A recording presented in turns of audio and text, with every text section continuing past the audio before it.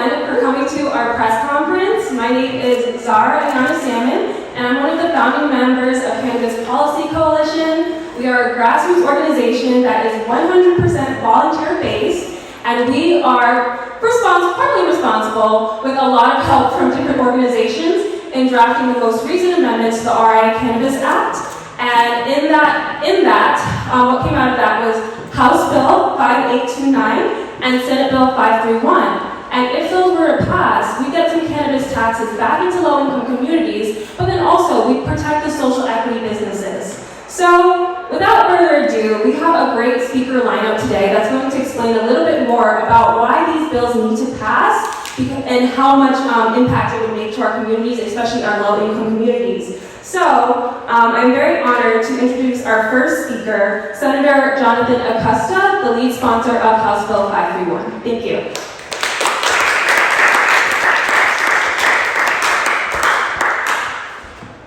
Thank you, Zara. Thank you all of you for joining us. Given that I was raised in the 90s, I'll open with a quote by Tupac.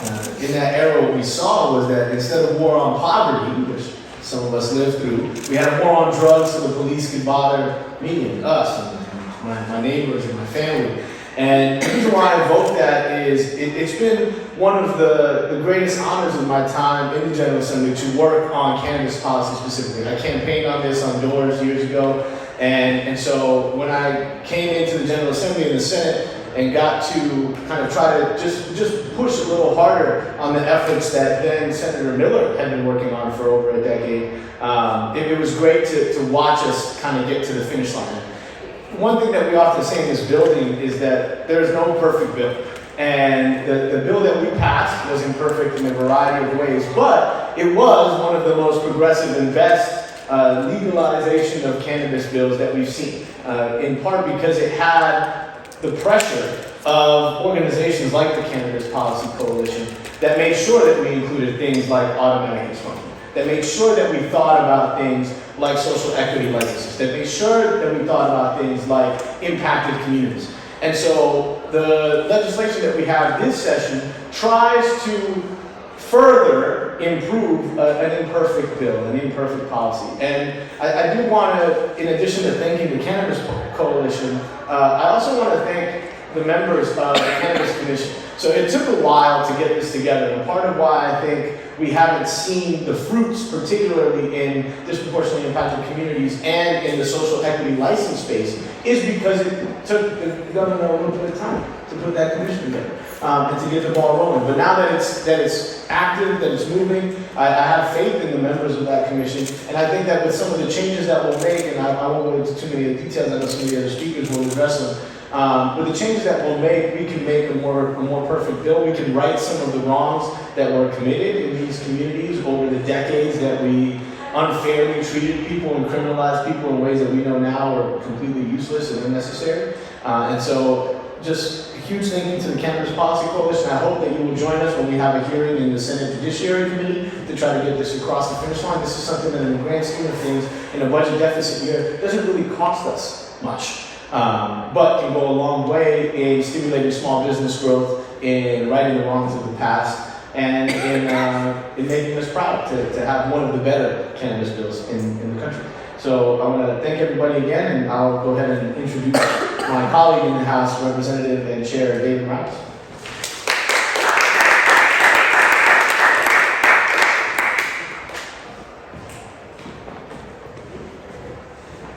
Alrighty, y'all. So it's been 3 years now.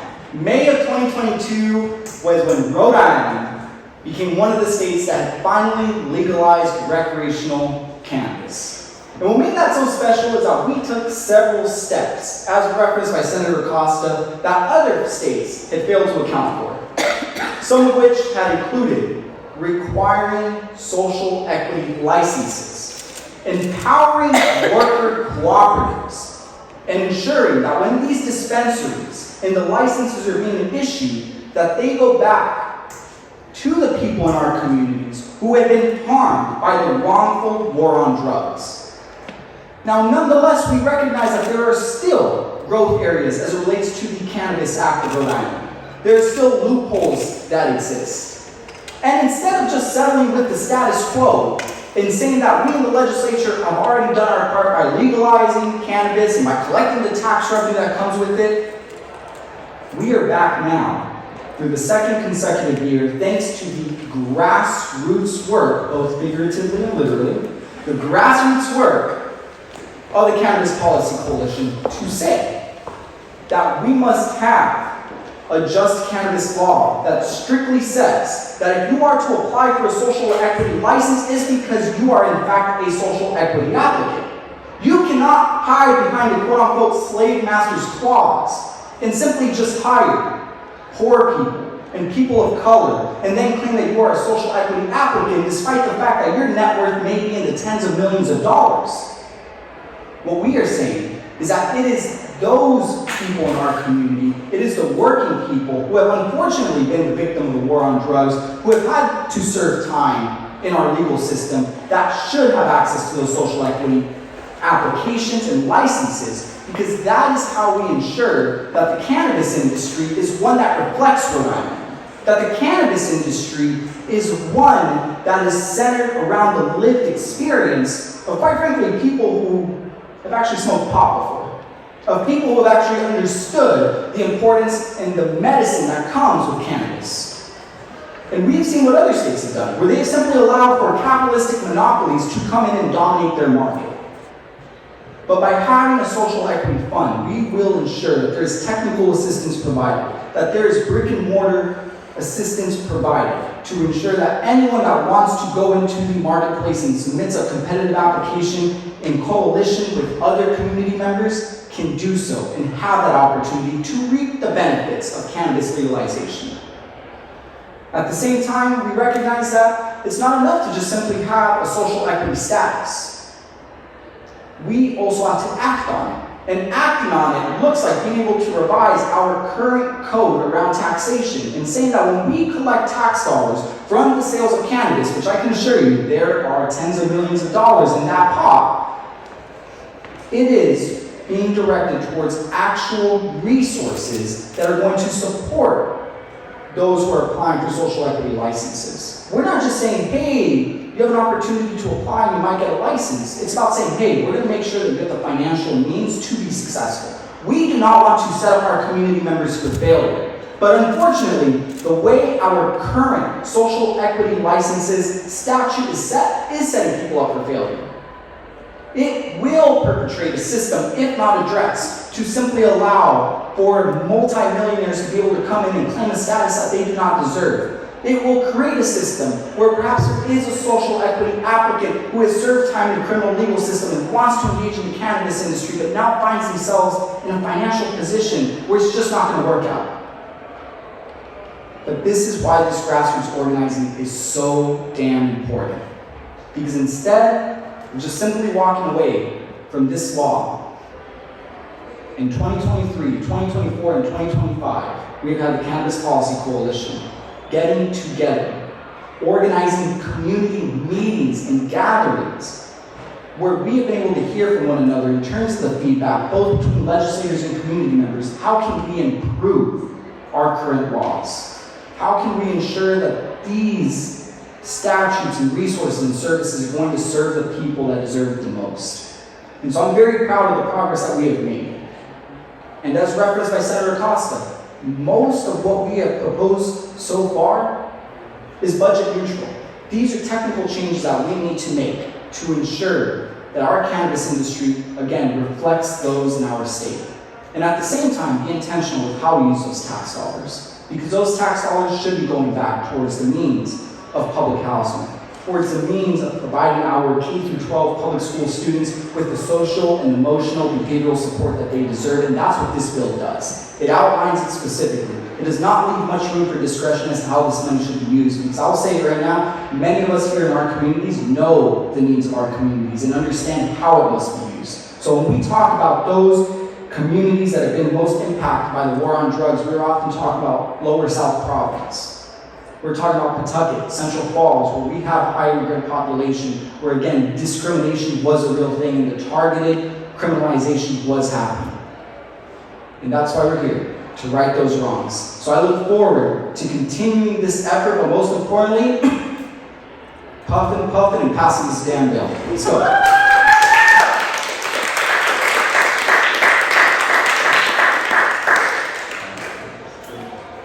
Walk it up as actor.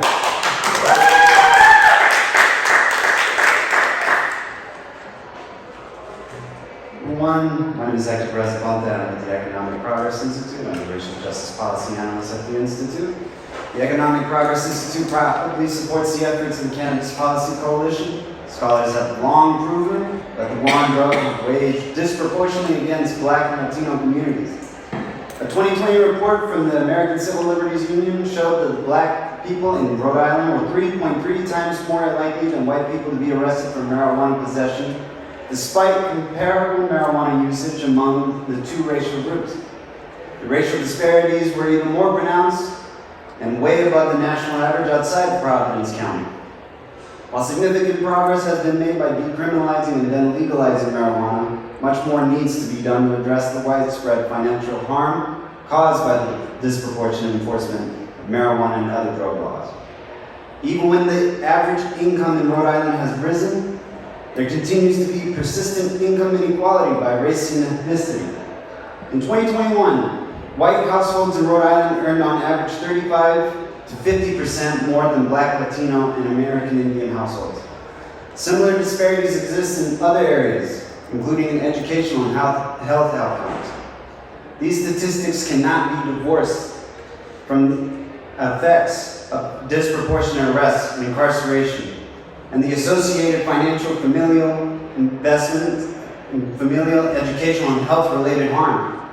Failure to allocate some of the cannabis revenue towards investment in Black and Latino communities harmed by the war on drugs will be tantamount to compounding the racial harm caused by that failed initiative. That is unacceptable. At a time when efforts to make policies more equitable are under attack across the nation, Rhode Island needs to stand strong and renew our dedication to equity and fairness, and passing bills such as the two being introduced by Senator Acosta and Representative Felix would be a great demonstration of that commitment. We thank the General Assembly for their work to address the inequities caused by the war on drugs, and especially Senator Acosta and Representative Felix for their leadership on these bills being introduced this session. And we encourage the wider General Assembly to do even more to help Rhode Island achieve true equity and become a place where everyone has opportunities to thrive. Thank you.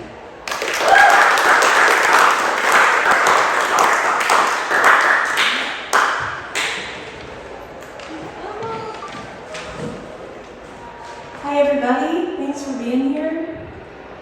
My name is Emma Carnes. I am an organizer with the United Food and Commercial Workers Union. We represent tens of thousands of cannabis workers around the country, including many here in Rhode Island in both grows and in dispensaries. And by organizing cannabis workers and representing them in collective bargaining agreements with their employers, the role of the union is to uplift the voices of cannabis workers and ensure that their needs and their interests are being met on the job, and also make sure that this is an industry where you can actually take care of your family and build an upwardly mobile career, especially because this is an industry where the rules and the norms are being set as we speak right now. UFCW is very proud to support the work of the Cannabis Policy Coalition and of this legislation, which among other things would move a portion of this tax revenue earned by the state from cannabis sales, move that into the Social Equity Fund to support social equity entrepreneurs in financing their startup businesses, and also to reinvest in the communities that have been most harmed by the war on drugs over decades and decades. As part of this work, UFCW is also working in coalition to support the development of the 6 worker-owned cooperative dispensaries that have protected access to retail licenses through the Rhode Island Cannabis Act. And we are really excited about this opportunity to build the kind of market that is more worker-centric, that doesn't exist anywhere else in the country, that is literally owned by workers. We believe very strongly that these cooperative dispensaries should be owned and governed by working Rhode Islanders, especially and including those who have been impacted by criminalization of cannabis, and that these cooperatives should really provide meaningful, robust opportunities to build wealth and actually exert control over what this industry looks like in Rhode Island to the people who go to work every day in these dispensaries, show up in the morning, sell you your weed, keep the market running. Building this kind of worker and community-owned economy feels a little bit like swimming against the current a lot of times. It takes really concerted organizing and upfront investment to make this happen, especially in cannabis, where there is extremely high capital barriers to entry. We estimate that it costs about $1 million to start a dispensary in Rhode Island from scratch, and that is really hard money to come by if you are working an hourly job in a dispensary, say, and you don't have access to a lot of the traditional sources of startup capital that are available to entrepreneurs because of the ongoing criminalization of cannabis at the federal level. So that is why this legislation is so very important. The Social Equity Fund that was created by the Cannabis Act is severely underfunded. As far as I'm aware, it has about $2 million in it at this moment. That is nowhere near enough money to support the 6 to 12 social equity and worker cooperative businesses that need that money to start up, let alone to also implement the workforce development and restorative justice programming that the Rhode Island Cannabis Act assigns that social equity fund to do. So we really need investment from the state, we need investment from the lawmakers who originally opened the door for social equity and worker ownership when they passed the Rhode Island Cannabis Act 3 years ago now. We are doing the grassroots organizing. We are bringing workers and customers into this vision of a deeply equitable economy, but that economy is not going to be realized without funding from the state. We know that we can have an equitable and transparently accessible economy in cannabis. That's what the Rhode Island Cannabis Act promises, and we're almost to the finish line. We just really need support from the state to make that happen. So thank you, and thanks to the Cannabis Policy Coalition for leading this work.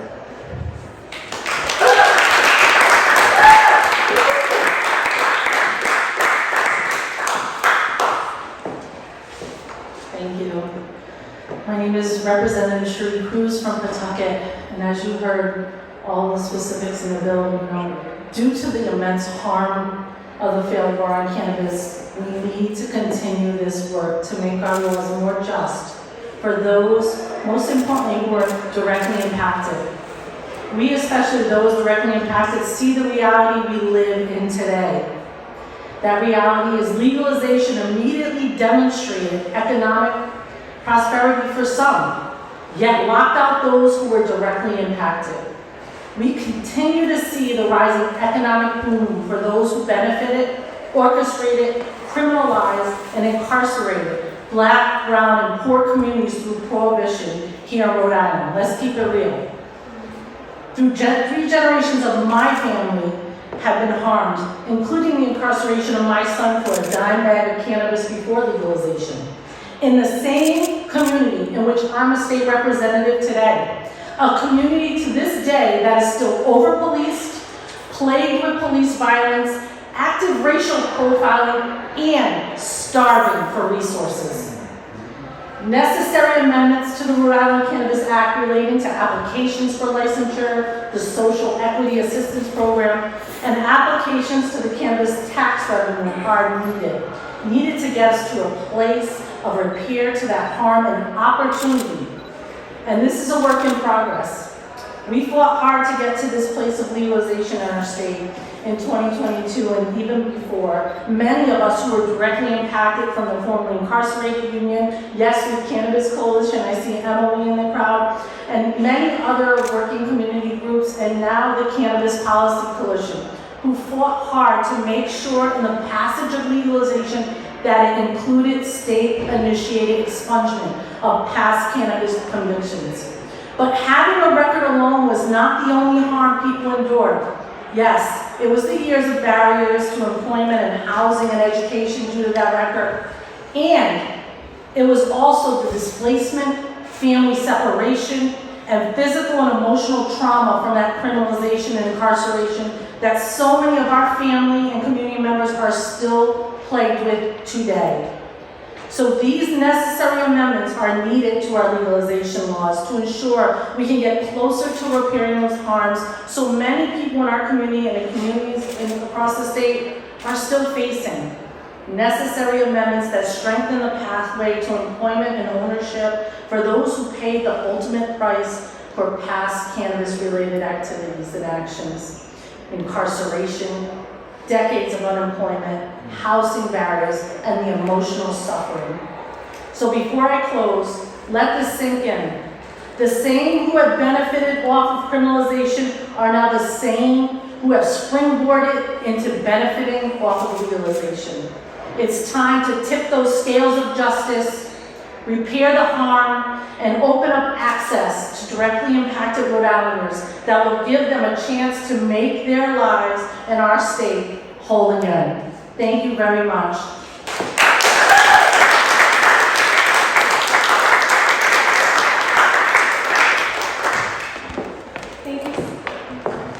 Thank you so much, Rep. Cruz, Senator Costa, Rep. Morales, Emma, Hector. Thank you all for speaking today. And just to close out, what I want to say is many Rhode Islanders wonder, I'm not in the cannabis industry. How is this going to impact me? But the thing is, it's going to impact you no matter what. The cannabis taxes are going somewhere. So it can continue to go to the general fund and support what it's already been supporting, and also continue to support the development of, or just fostering a community that, how do I say this? Just going to the rich.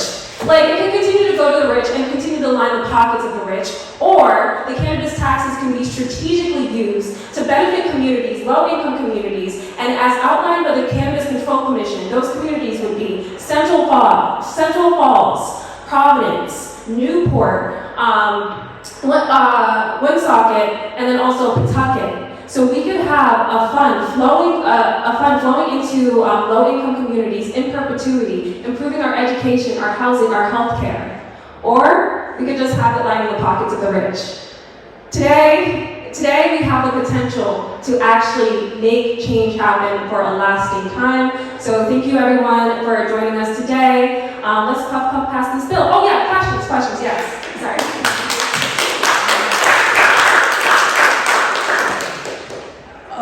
Trying to understand the math on this a little bit, and for anybody in the room who can answer, I appreciate it.